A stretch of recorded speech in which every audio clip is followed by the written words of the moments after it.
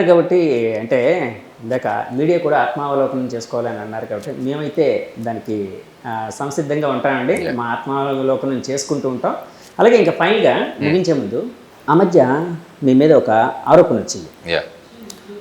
JD Lakshminarayana గారు అంతకుముందు అంతా తెలుగుదేశం పార్టీకి సపోర్టివ్గా ఉండేవారు, చాలా సపోర్ట్ చేసేవారు.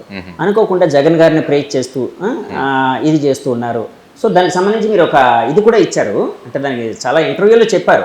అంటే ఏ పరిస్థితుల్లో మీరు అక్కడ పొగడాల్సి వచ్చింది, లేకపోతే అంటే ప్రభుత్వం చేస్తున్న పనుల్ని ప్రేజ్ చేయాల్సి వచ్చిందని. ఇప్పుడు నేను అడిగే స్ట్రైట్ క్వశ్చన్, ఇప్పుడు లక్ష్మీనారాయణ గారు ఏ పార్టీకి సపోర్టర్గా ఉన్నారు? ప్రజలకు సపోర్టర్గా ఉంటాం కానీ నేను ఎప్పుడు పార్టీలకు సపోర్ట్గా ఉన్నాను.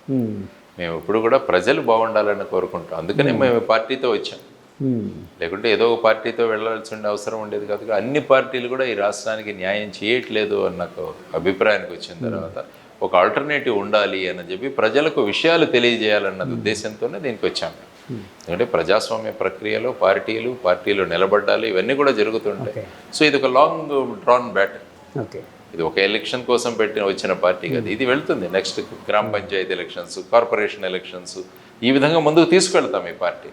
ఎందుకంటే ప్రజలలో ఒక క్రెడిబిలిటీ, ప్రజలలో ఒక విషయాల మీద మాట్లాడే కెపాసిటీకి ప్రజల స్థాయిని పెంచితే అప్పుడు రాజకీయ పార్టీల స్థాయి కూడా పెరుగుతుంది.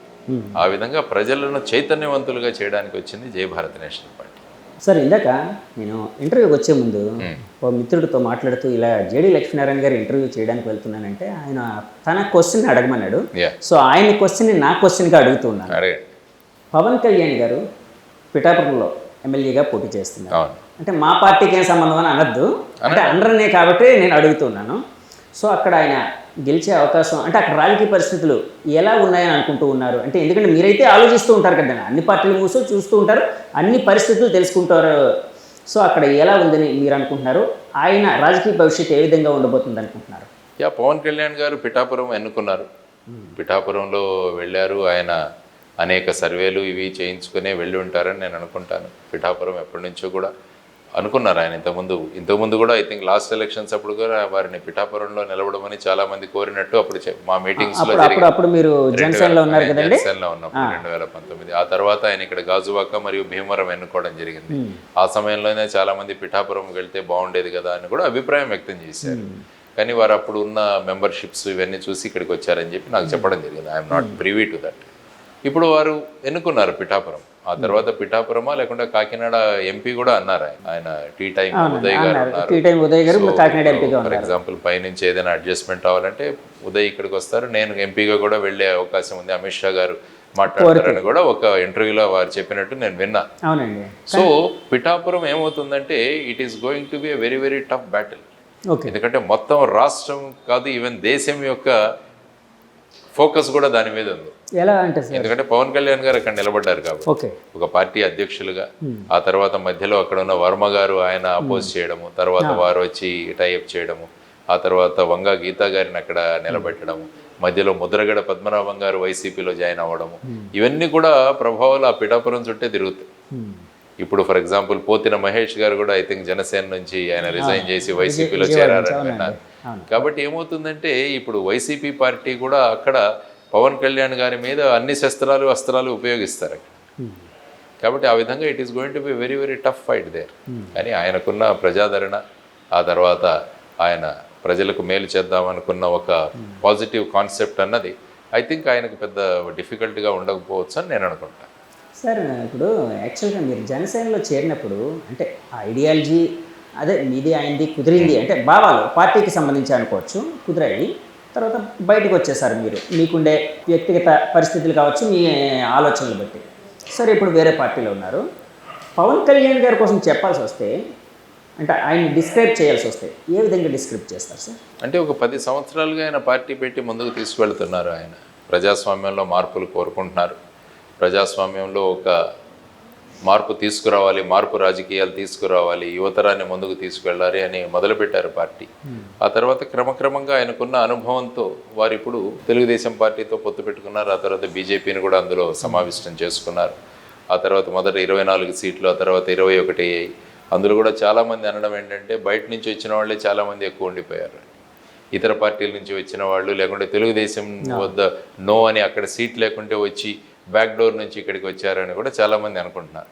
కాబట్టి వీటిలన్నింటినీ కూడా వాళ్ళు బేరీజ్ వేసుకుంటూ ఉంటారు. ఫైనల్గా ఏంటంటే ఈసారి జనసేన నుంచి కొంత రిప్రజెంటేషన్ శాసనసభలో ఉండాలి, so that political party continue అవుతుంది అన్న కాన్సెప్ట్ కూడా ఉండవచ్చు.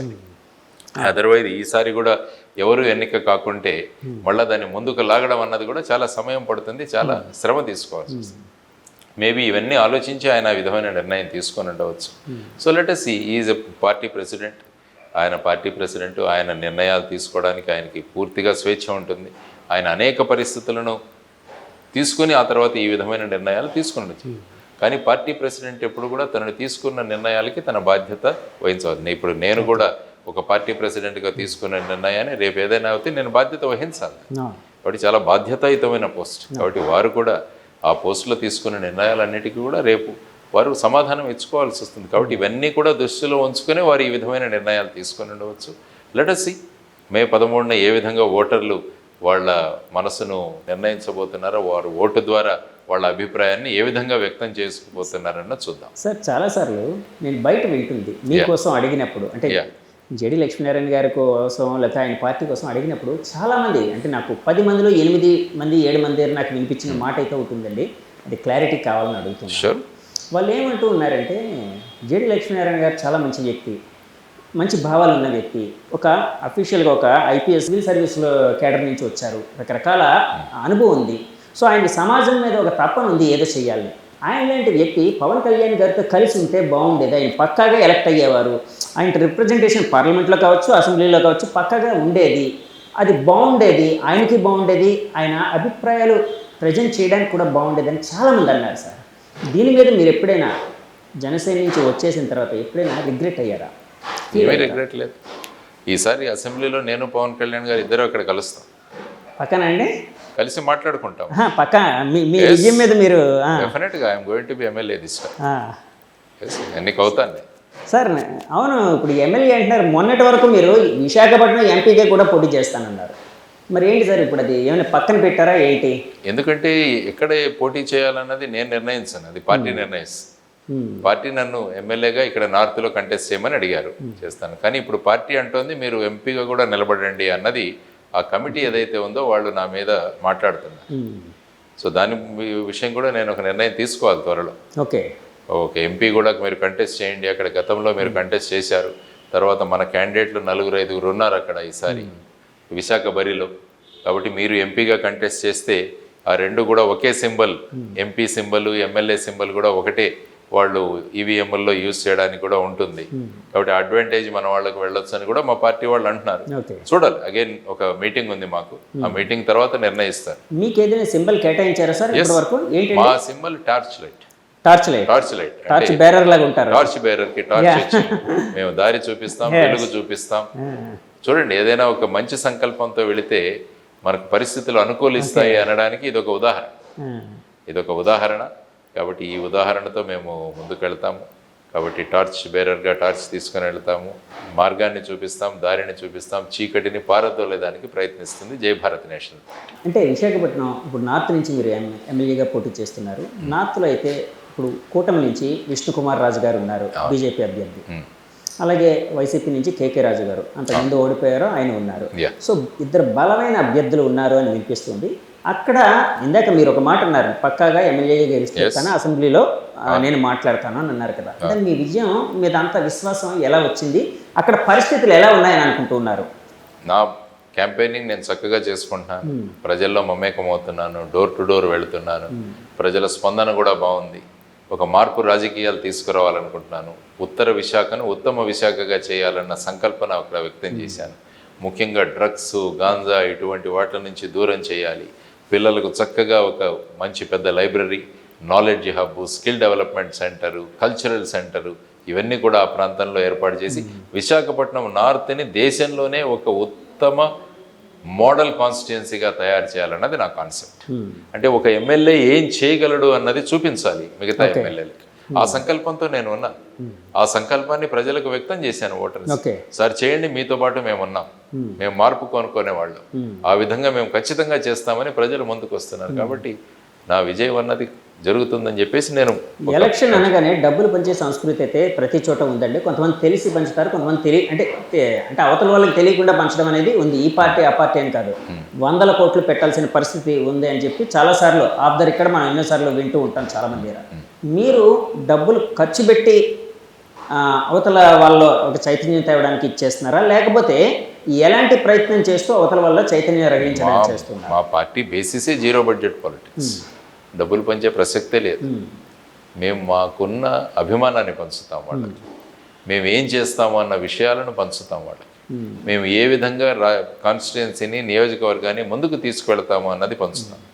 ఆ తర్వాత వచ్చేసి నిరుద్యోగ సమస్యని ఏ విధంగా తీరుస్తామో అన్నదాన్ని పంచుతాం. డ్రగ్స్ ఇవి లేకుండా ఈ సమాజాన్ని ఎలా తయారు చేస్తుందామన్న మా ఆలోచనలు పంచుతాం. కాబట్టి ఇటువంటి వాటిని మేము పంచుతాం, కానీ మేము డబ్బులు పంచే పార్టీ కాదు ఇది జయ భారత్. సార్, ఇందాక ఒక మాట అంటే మనం ఇందాక అవాయిడ్ అయ్యాం కొంత, అంటే దారి తప్పింది. నేను ఒక క్వశ్చన్ అడిగానండి. అంటే ఇక్కడికి కంటైనర్, డ్రగ్స్తో కూడిన కంటైనర్ వచ్చిన దాని మీద అధికార పక్షం ప్రతిపక్షం ఒకరి మీద ఒకరు దుమ్మెత్తి పోసుకున్నారు. సరే, అక్కడ నిజమైతే మాలాంటి ప్రజలకు తెలియదు అసలు ఏం జరిగింది, అంటే ఎవరి హస్తం ఉందనేది మాలాంటి వాళ్ళకి ఎవరికి తెలియదు. కానీ బీయింగ్ ఏ ఇన్వెస్టిగేటివ్ ఆఫీసర్ అంటే ఇంతకు ముందు మీకు ఎక్స్పీరియన్స్ ఉంది కాబట్టి, అంటే ఇప్పుడు అక్కడ విషయాలన్నీ ప్రతిదీ తెలియాలి కాదు, కానీ ఏం జరిగి ఉండొచ్చు అన్న దాని మీద ఒక క్వశ్చన్ అడిగాను సార్. దాన్ని అంటే ఒక్కసారి చెప్పగలరా? ఇప్పుడు ఏమవుతుందంటే దాంట్లో unless you have the details, container order చేసిన వాళ్ళు ఎవరు, ఎందుకు చేశారు, భారతదేశంలోనే ఈస్ట్ ఇంత తక్కువ ధరలో మనకు దొరుకుతున్నప్పుడు బ్రెజిల్ నుంచి తీసుకురావాల్సిన అవసరం ఏంటి? ఐ థింక్ ఇక్కడ 76 రూపాయలు ఎంతో అనుకుంటాను కిలో. అంటే చెరుకు నుంచి తయారు చేసేది కదా సార్, అదే కదా. అక్కడ 150 రూపాయలు అంట. 150 రూపాయలు ఇంత షిప్లో వేసుకొని ఇక్కడికి తీసుకురావాల్సిన అవసరం ఏముంది? అంటే ఎక్కడో రూటింగ్ జరుగుతోంది ఈ డ్రగ్స్. ఓకే. ఎందుకంటే ఇంతకుముందు ముందరా పోర్టు కూడా మీరు చూసుకుంటే 2021-22లో 3000 కిలోల హెరాయిన్ దొరికింది అక్కడ. అది కూడా ఎవరో విజయవాడ వాళ్ళు ఆర్డర్ చేసిన కంటైనర్, అక్కడ ఇంటర్సెప్ట్ అయింది.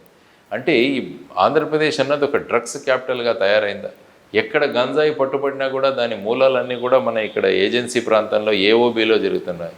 ఆంధ్ర ఒరిస్సా బార్డర్ దగ్గర కల్టివేషన్. సో ఇవన్నీ చూసుకుంటుంటే ఏమవుతుంది ఫైనల్గా రాష్ట్రం గురించి, రాష్ట్రంలోని యువతరం ఏమవుతుంది? చాలా డ్రగ్ అడిక్షన్ సెంటర్లో చూసినా కూడా చాలా హృదయ విదారక కండిషన్లు ఉంటున్నాయి. చాలామంది కుటుంబాల్లో బయటికి రావట్లేదు, చాలామంది పిల్లలు డ్రగ్ అడిక్ట్స్ అవుతున్నారు. నేను ప్రచారంలోకి వెళుతున్నప్పుడు చాలామంది చెప్తారు సాయంత్రం అవగానే ఇక్కడ ఫ్రీగా డ్రగ్స్ దొరుకుతాయండి, అంత యథేచ్ఛగా దొరుకుతున్నాయండి అంటారు వాళ్ళు. తల్లిదండ్రులు చెప్తున్నది, ఎందుకంటే ఫైనల్గా ఆ పిల్లలను తల్లిదండ్రులుగా భరించాల్సి. సార్, వ్యవస్థలు ఏం చేస్తున్నట్టే సార్? మరి చేయాలి వ్యవస్థలు పోలీసు వ్యవస్థ కానీ ఇంకా వ్యవస్థలన్నీ ఉన్నాయి కదండి. అంటే అంత యథేచ్ఛగా గంజాయి ఇలాంటివన్నీ దొరుకుతూ, అందుకనే అంటున్నాను ఈ కంటైనర్ వెనకాల ఎవరున్నారన్నది బయటికి రావాలి. ఈ కంటైనర్ వెనకాల ఏదైనా పొలిటికల్ శక్తులు దాగి ఉన్నాయో, who ever it may be, బయటికి తీసుకురావాల్సిన బాధ్యత ఉంది. కాబట్టి ఆ ఏజెన్సీస్ అనేవి చెప్పాలి ఈ కేసులో. ఎందుకంటే నేను విశాఖ పౌరుడిగా నేను అడుగుతున్నాను వీళ్ళని, చెప్పండి ఈ కంటైనర్ ఎందుకు వచ్చింది, ఎవరు తీసుకొచ్చారు, ఏమైంది కంటైనర్? ఇవన్నీ కూడా ప్రెస్ నోట్స్ ద్వారా సిబిఐ కూడా చెప్పాల్సిన అవసరం ఉంది. ఎందుకంటే ఇది ఒక స్మాల్ ఇన్వెస్టిగేషన్ కాదు, it is affecting the lives of people.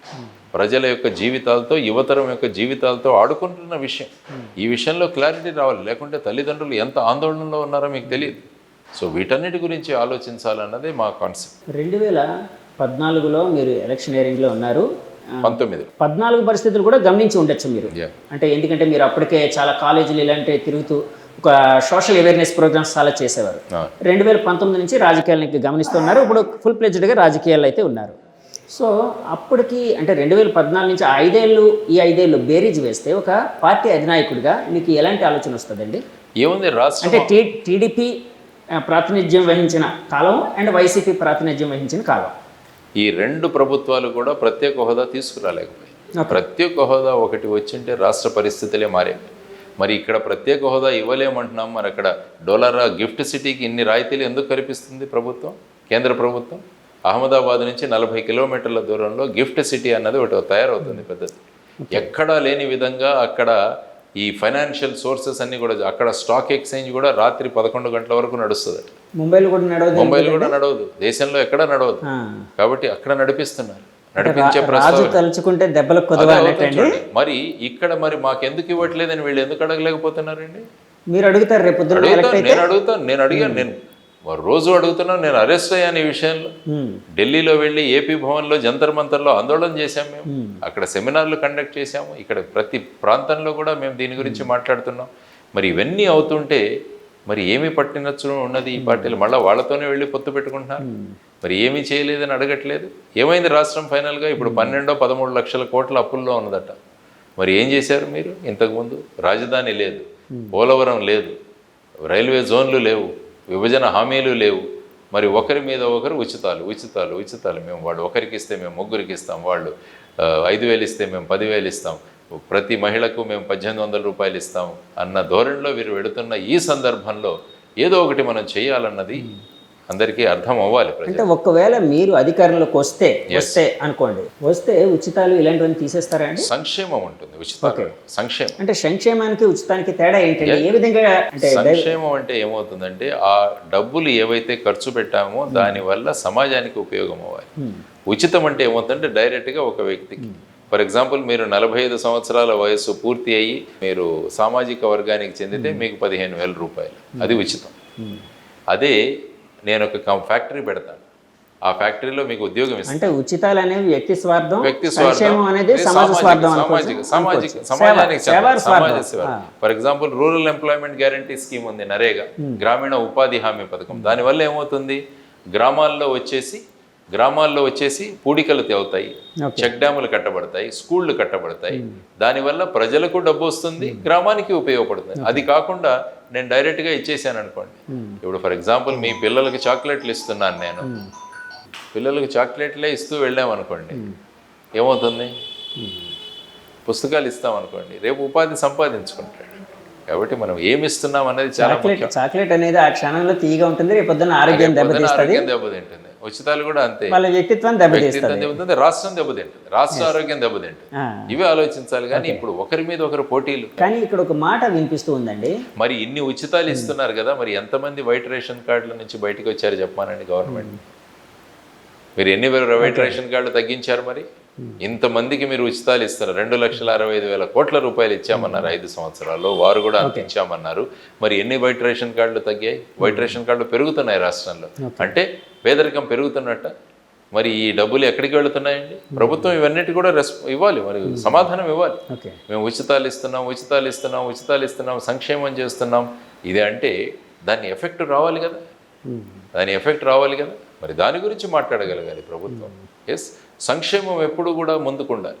మనది వెల్ఫేర్ స్టేట్, రాజ్యాంగం తీసుకున్నా కూడా వెల్ఫేర్ స్టేట్. ఎందుకని ఎప్పుడు సంక్షేమము ఉచితాల మధ్య మనం డిఫరెన్స్ తీసుకురాగలగాలి.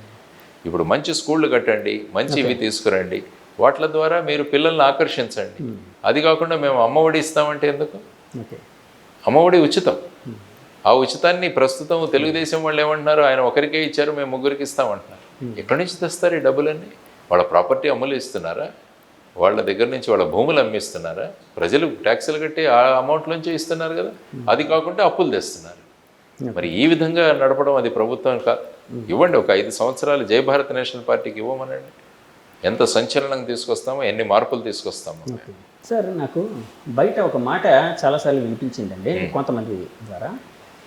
జేడి లక్ష్మీనారాయణ గారు యాక్చువల్గా రాజకీయాల్లోకి వచ్చింది సేమ్ అవడం కోసం. Yes, I'm a CM, I'm a change maker. మార్పు తెచ్చే వ్యక్తి. I'm CM, yes, I'm a change maker. Now also I'm a change, I'm a CM. ఇప్పుడు కూడా నేను సీఎంనే, మార్పు తీసుకొస్తా. కాదు సార్, చేంజ్ మేకర్ని పక్కన పెడితే చీఫ్ మినిస్టర్ అవ్వాలనుకుంటున్నారా? ప్రజలు ఆకాంక్షిస్తే వాళ్ళ ఓటు ద్వారా వేస్తే అవుతాను, ఎందుకు కాకూడదు? ప్రతి ఒక్కరు అవుతున్నాం, నేను ఎందుకు కాకూడదు? ప్రజల సంక్షేమం గురించి ఆలోచించేవాడిని, ప్రజల యొక్క వాళ్ళ అభివృద్ధి కోసం ఆలోచించేవాడిని. ఆ విధంగా చేంజ్ మేకర్ని నేను ఎప్పుడు కూడా. నా ప్రతిరోజు కూడా కొంత మార్పు తీసుకొచ్చే ప్రయత్నంలోనే ఉంటా. సో ఆ ప్రక్రియలో చూద్దాం ఏమవుతుందో. ఈ రాజకీయ బ్యాటిల్లో ఎక్కడి వరకు వెళ్తామో చూద్దాం. స్టేట్ వరకే ఆపారు, ఎందుకు కేంద్రం ఢిల్లీకి ఎందుకు తీసుకెళ్ళట్లేదు నన్ను? అంటే సీఎం కాస్త పిఎం అని.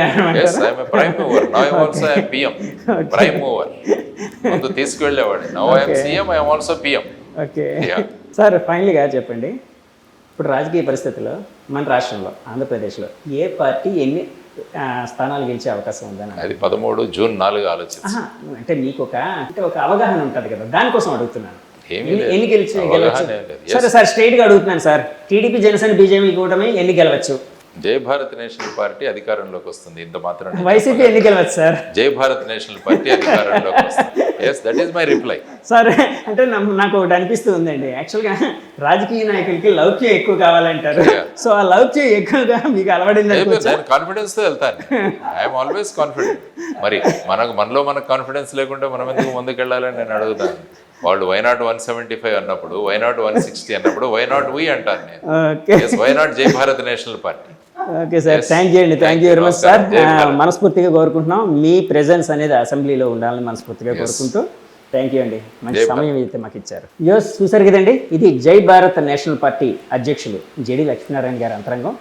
ఆయన తను సీఎం కావాలనుకుంటున్నారు, పిఎం కావాలనుకుంటున్నారని కూడా చెప్పారు. సో సీఎంకి పిఎంకి కొన్ని అర్థాలు కూడా చెప్పారండి. ఈ ఇంటర్వ్యూ మీకు నచ్చితే మా ఛానల్ లైక్ చేయండి, కామెంట్ చేయండి, షేర్ చేయండి, సబ్స్క్రైబ్ చేయండి. Thank you very much. Signing off me Jagadish from journey with Jagadish. By by. ఇప్పుడు ఆపరేషన్ లేకుండానే మోకాళ్లకు ప్లాస్మా ట్రీట్మెంట్, మీ ఆర్థోపెటిక్ సమస్యలన్నిటికీ రోబోటిక్ టెక్నాలజీ ద్వారా తక్కువ ఖర్చుతో శాశ్వత పరిష్కారం, ఫ్రీ కన్సల్టేషన్, ప్రతి ట్రీట్మెంట్ పై 20% డిస్కౌంట్. ఈ ఆఫర్ కొద్ది రోజులు మాత్రమే, త్వరపడండి. V9 hospitals 9281465842.